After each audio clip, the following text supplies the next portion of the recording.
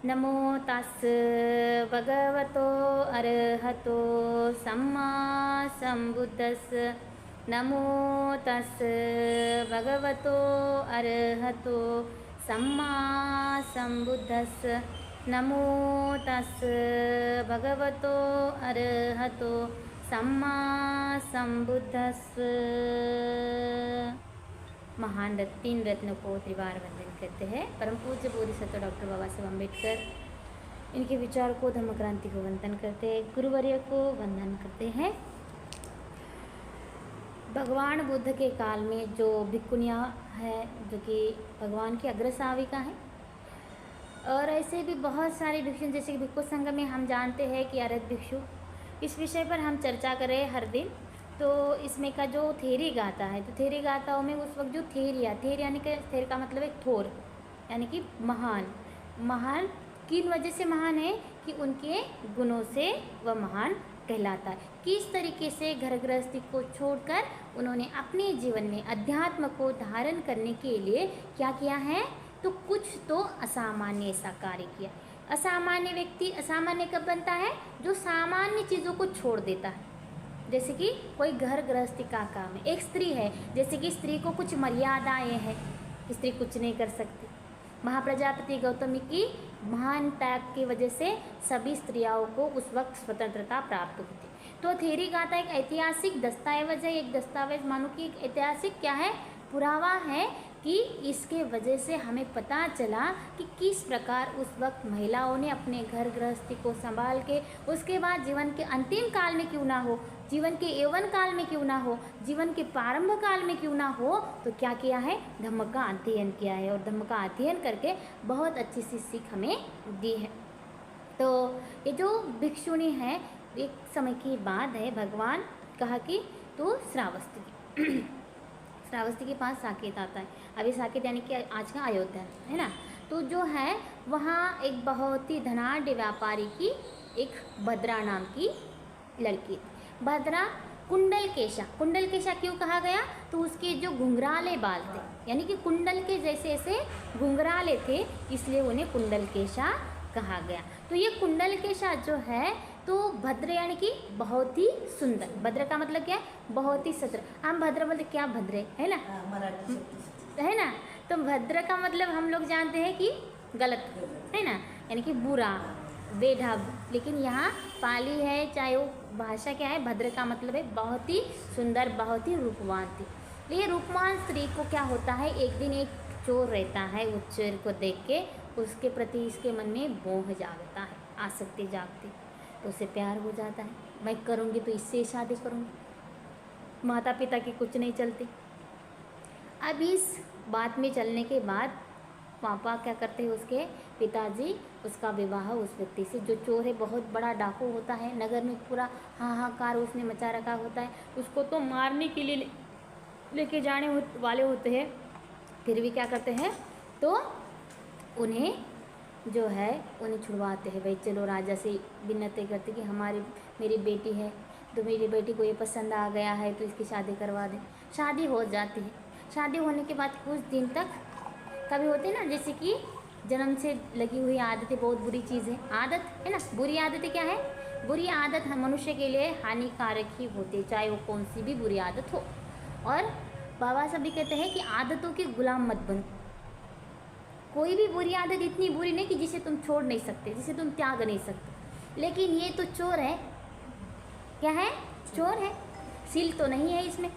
अगर सीलवान नहीं है तो क्या वो जीवन अच्छे तरीके से नहीं बिता पाता। अब ये बहुत ही जो कुंडल केशा है, वो उसके साथ बहुत अच्छे से रहती है, लेकिन भद्रा का इतना अच्छा व्यवहार होकर भी उसके मन में कुछ दिनों के बाद लोभ जागता है चीज़ों से लेकर। इसे घर में ही रखते हैं क्योंकि एक बेटी है, इकलौती है, बहुत लाड प्यार में पली है।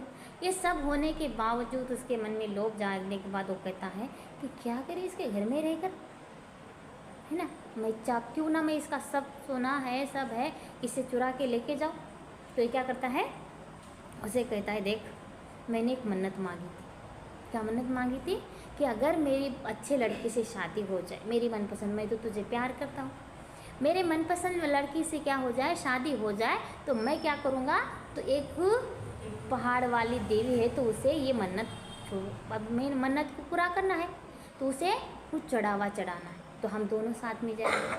तो ठीक है बोलते, कितना अच्छा मेरा पति, स्त्री है, भावुक है, भावुक स्वभाव है, तो स्त्री का ये स्वभाव जानना है हमें यहाँ पे कि किस तरीके से वो बह रही है। लेकिन बहते हुए भी अंत तक हमें सुनना क्या है कि किस तरह से ये बहते प्रभाव से वो खुद को संवारती भी है। हमें बहना सीखना नहीं है। इसमें अगर मैं बोल रही हूँ कि देखिए भाई स्त्रियाँ बहुत ही इमोशनल होती है, भावुक होती है, तो इसका मतलब ये नहीं स्त्री कुछ नहीं कर सकती। एक स्त्री जो कर सकती है वो कोई भी नहीं कर सकता। आप में बहुत बड़ी पावर है। तो क्या है कि ये जो स्त्री है इसका कहना मान लेती है पति का, कहना मानने के बाद पति परमेश्वर है ना, तो मानने के बाद सब बोलते तूने जितने तेरे गहने हैं उसे सबको पहनना है। बोले ठीक है। वो ये जितने भी गहने होते हैं, उस वक्त गहनों का बहुत ही शौक था। आज भी गहने यानी कि स्त्री का एक अलंकार है, उसे तो गहने पहनना बहुत अच्छा लगता है। तो सब गहने पहन के क्या करती है, सज धक के अपने पति के साथ निकलते। तो कुछ वो उसके पिता बोलते हैं पालकी लेके जाओ भाई, जो है उसमें लेके जाओ, कुछ दासियाँ हैं उनके जो सिक्योरिटी है उनको लेके जाओ, लेके जाता। लेकिन भाई चढ़ना दोनों को ही है, दोनों को ही चढ़ना है, तो दो ही चढ़ते हैं। चढ़े जाते हैं ऊपर, बहुत पूरा इस वो पर्वत का क्या है एक विशेषता होती है कि वो पर्वत पे खाली डाकू को मारने वाली दरी होती है। वो पर्वत का नाम ही वो तो वैसा होता है, यानी कि वो पर्वत ही वैसा होता है कि मारने वाला पर्वत। स्पेशल ऐसा कोई क्रूर कार्य यानी कि कर्म करता है तो उसे उससे ढकल देते हैं, वो सज़ा देने का होता है। तो यहाँ पे ये लेके जाता है वहाँ ऊपर। चलते चलते ही कुंडलकेशा समझ जाती है। जब अगर स्त्री भावुक भी होती है तो उसमें ये सेंस होता है कि सामने वाला इंसान अपने साथ कैसा व्यवहार कर रहा है, इसका व्यवहार बदल जाता है ऊपर आने के बाद। वो बोलता है देख मैंने कोई मन्नत मांगने के लिए तुझे नहीं लाया है, मैंने तुझे यहाँ तेरा जो सारा सोना है, तेरी जो चीज़ें उसे लेने के लिए लाया है, तो तू क्या कर, तो ये सब सोना मुझे दे दे और अब मैं तुझे मार डालूँ। सीधा बोल देता है। यहाँ पे कोई नहीं है ना, दोनों ही और ऊपर, तो ऊपर दोनों होने के कारण कोई भी उसे बचाने वाला नहीं। लेकिन खुद की सुरक्षा कैसी की जाती है, समय के अनुसार कैसे बदलना चाहिए, समय के अनुसार वो कैसे बदलती है। इसका मतलब ये नहीं कि क्रूरता के साथ हर वक्त क्रूरता से ही जीता जाता है, कभी कभी ऐसा करना पड़ता है। हर वक्त यही सोचना चाहिए कि असत्य को सत्य से ही क्या करना है, जीतना है। लेकिन यहाँ क्रूरता ज़्यादा हो गई है ना। जब हमारा सील धोखे में आता है, सील को कभी सुरक्षित नहीं है, तो उस वक्त हमें क्या करना पड़ता है, तो उस सील को बचाने के लिए उस सील को तोड़ना है ना। ये तोड़ना नहीं है, ये हमारी सुरक्षा है, इसे तोड़ना नहीं कहते हैं। मानो कि आपको बचना है, एक जैसे कि बहुत बड़ा क्या है, जहरीला प्राणी है या कोई हिंसक प्राणी है वहाँ आ रहा है, तो आप क्या करेंगे, आ जाओ, मैत्री करेंगे, आपसे प्यार कर, जाने दो भाई उसको उसके रास्ते के, आप उसके रास्ते के बीच गएंगे तो मारेगा, है ना। तो अब यहाँ ऐसा है कि क्या करते, ठीक है, बोलते मैं आपसे बहुत प्यार करती हूँ, मुझे आपकी मेरी एक आखिरी इच्छा है, आप आखिरी इच्छा पूरा करेंगे। तो हाँ बोलते। अब ये तो अहम भाव में चढ़ जाता कि इसने सब के सब गहने उतार दिए, है ना। गहने उतार देने के बाद इसे यही चाहिए था, तो मुझे आपसे एक बार आलिंगन देना है, आलिंगन देना है। ठीक है बोलते। जाती है इस तरीके से उसे उस पहाड़ी पर ऐसी जगह पे उसे आलिंगन देती है कि उसे ढकेल देती है। ढकेल देने के बाद चोर कहाँ गिर गया, खाई में, जहाँ से बचना मुश्किल है। अब खाई में गिर गया, तब क्या करे भाई, घर तो नहीं जा सकते क्योंकि माता पिता के विरुद्ध में जाकर इससे शादी की थी। अब खुद का रास्ता खुद चुनना है। तो क्या है, तो कोई ऐसा सद्धम्म जाने कि जिस वजह से जीवन में इन चीज़ों का पता लगाना चाहिए कि ऐसा क्यों हुआ। हमारे जीवन में अगर दुख आता है तो क्यों आता है, इसी से ढूंढना है। तो गई जो कुछ निघंटक पंथ के लोग होते हैं उनमें साध्वी बन जाते। साध्वी बनने के बाद इतना ज्ञान पड़ती है, लेकिन वो ज्ञान कुछ उसके पल्ले नहीं पड़ता। इतने वाद विवाद में माहिर होती है कि किसी के भी साथ वाद विवाद करते, तो कोई उसके साथ वाद विवाद करने के लिए आता नहीं। एक दिन होता ऐसा है, वो जम्बू की काठी ऐसे खड़ी करके रखती है और चाहे कोई मेरे प्रश्न का उत्तर देगा तो इसे उखाड़ दीजिए, कोई आता ही नहीं उसके सामने। अहम भाव ज़्यादा बढ़ जाता है। एक दिन होता है ऐसा, श्रावस्ती में आती है फिरते घूमते घूमते तो श्रावस्ती में वो जम्बू की काठी वहाँ गांव के बाहर लगा देती है। किसी भी को मेरे साथ शास्त्रास्त्र करना है तो आइए। उस दिन भंते सारिपुत्र जाते हैं, चारिका करके आते हैं और कुछ बच्चे खेल रहे होते तो उनको बोलते कि किसने लगा दी जम्बू की काठी। तो जम्बू का नाम क्यों, वो जम्बू की काठी लेती है इसलिए उसको जम्बू का बोलते हैं। तो इसके बाद जम्बू का भी उसका नाम, यानी कि जम्बू का परिवार जी का ऐसे भी बोलता है। तो ये जो जम्बू का है तो इसने लगाई भाई, ये ऐसे ही करती है और शास्त्रार्थ करने के लिए वो बलते सलते ही प्रश्न करती है, तो कोई इसके साथ शास्त्रार्थ नहीं करता। तो ठीक है आप जाओ उखाड़ो। अब बच्चे जाते हैं, उखाड़ते खेलते हैं। उस वक्त बच्चों को पूछा जाता वो आने के बाद कि ऐसा क्यों किया, तो वो भद्दे सारिपुत्र कहते हैं कि मैंने किया भगिनी। तो बोलते क्या आप मेरे साथ शास्त्रार्थ करने के लिए तैयार है। तो बोलते हाँ पूछो, आपको जो पूछना है। तो पूछती है, उनके हर प्रश्न का उत्तर भद्दे सारिपुत्र बहुत ही अच्छे तरीके से देते। तो उसके अभी क्या हो गया, अहम भाव शांत हो गए कि भाई ऐसा आज तक कोई नहीं रहा कि जिसने मेरे प्रश्नों का उत्तर नहीं दिया। तो ये कौन महाव्यक्ति है। उसके बाद भंते बोलते हैं कि मैं जिस प्रश्नों का उत्तर दूंगा उसको, जो प्रश्न पूछूंगा उसका उत्तर आपको देना हो। तो बोलिए कि ये क्या है, एक नाम की क्या है, एक किंग एक नाम की क्या है ये। तो एक नाम क्या है इसे पता नहीं, मुझे नहीं पता। भगवान भंते अनुकंपा करके आप मुझे बताइए और मुझे क्षमा कीजिए कि मैंने आपके साथ शास्त्रार्थ किया, मैं तो आपके साथ कुछ बात करने के लायक भी नहीं हूँ। तो भगवान मुझे क्षमा कीजिए, आपकी शरण मुझे दीजिए। तो शरण ग्रहण करने के लिए तो मुझे मेरी शरण मत ग्रहण कीजिए, क्या कीजिए, तो आप भगवान की शरण कीजिए। भगवान की शरण ग्रहण करते हुए वो क्या करती है, तो भगवान के भिक्खुणी संघ में शामिल हो जाती है। भिक्खुणी संघ में शामिल होने के बाद बहुत ही अच्छे तरीके से अपने जीवन में क्या करती है, जो पटिसंवेदा ज्ञान है उसे प्राप्त करती है। ब्रह्मचर्य को अच्छे तरीके से पालन करते हुए बहुत ही जल्द प्रज्ञावान होते। प्रज्ञा तो उनकी पहले ही अच्छी होती है, तो बहुत जल्दी इस प्रज्ञा को समाधि के आधार पर लाते, प्रज्ञा शील समाधि प्रज्ञा का बहुत अच्छे तरीके से विकास करते हुए अरहत बन जाते। और अरहत बनने के बाद ये उदान कहते, उदान क्या कहते, लुनकेसी पंग धरी एक साटी बुरे चरी अवज्जे वज्जमती ने वज्जे चावज्ज दसन। यानी कि इसका मतलब है कि मैं लुंकित किए हुए बालों वाले कामना रूपी कीचड़ में सनी हुई थी कि ये मेरा पति है, ये मेरा प्रिय है, मेरे बाल कितने अच्छे घुंघराले हैं, इस सब कामनाओं में पड़ी थी। केवल एक वस्त्र पहने हुए मैं पहले घूमती थी, यानी जब परिवार जी का हुई तो केवल एक वस्त्र पहने हुए घूमती थी। अब मैंने जो ग्रहण करने योग्य निर्दोष कर्म थे उन्हें मैं दोष युक्त समझती थी। जो निर्दोष है, निर्दोष जीवन क्या है, जो परिवारजक का जीवन होता है, यानी कि जो श्रमण है, जो भिक्खु भगवान के श्रावक है, वो निर्दोष जीवन जीते, किसी भी लोभ द्वेष मोह से अलग होकर जीते हैं। तो मैं इस जीवन को नहीं जान पाई, मैं इसे जान नहीं सकी। तो क्या है, तो मैं इसे ही निर्दोष नहीं, इसे दोषयुक्त जीवन कहती थी। और सदोष कर्म थे उन्हें मैं निर्दोष देखती थी। जो किसमें दोष है वो भी मुझे समझ में नहीं आता था, और अगर किसी में दोष भी नहीं है वो भी मुझे समझ में नहीं आता।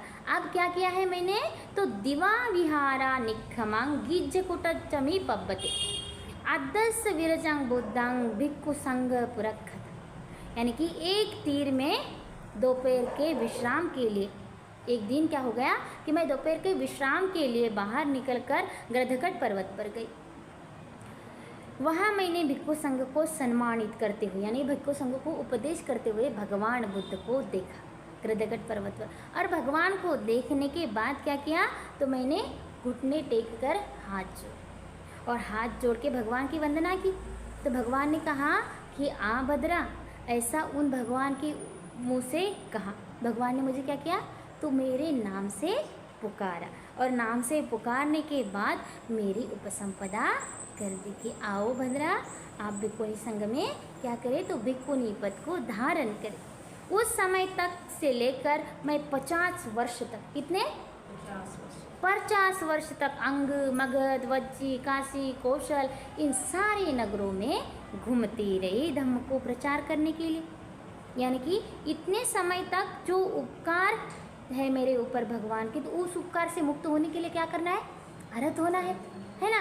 भगवान की शिक्षा तभी हासिल हो सकती जब हम अरहत होंगे।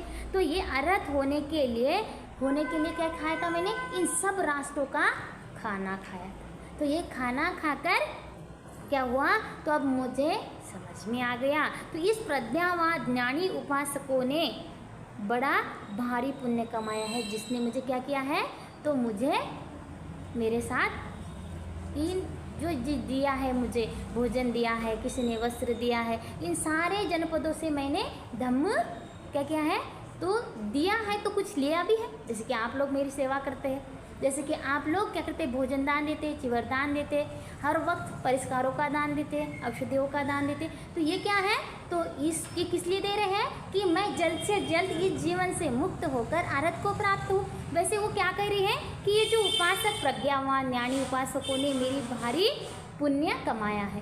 क्या कमाया है, तो एक बुद्ध श्राविका को चिवर दान दिया है।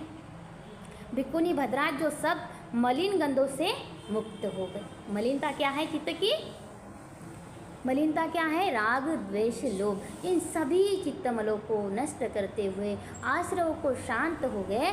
अब मैं क्या हो गई, तो अरहत हो गई। इन गाथाओं समाप्त करते वह कब बोलती है गाथा, जब उन्हें अरहत पद प्राप्त होता है। कि प्रज्ञावान उपासकों का दिया हुआ दान कभी भी क्या नहीं होता, अहितकारी नहीं होता, लाभदायी ही होता है। इन लाभ युक्त चित्त से बहुत ही यानी कि स्मृति संप्रजन्य होकर ये वचन वो उदान कहती है कि किस तरीके से मैंने अपने जीवन को अरहत पद को प्राप्त किया है। तो ये प्रज्ञावान श्राविकाओं में एक भगवान की श्राविका है। तो इस बोध को लेकर अपना मंगल कल्याण हित साधे, ऐसी मंगल कामना करते हैं। सबके लिए आशीर्वाद व्यक्त करते हैं।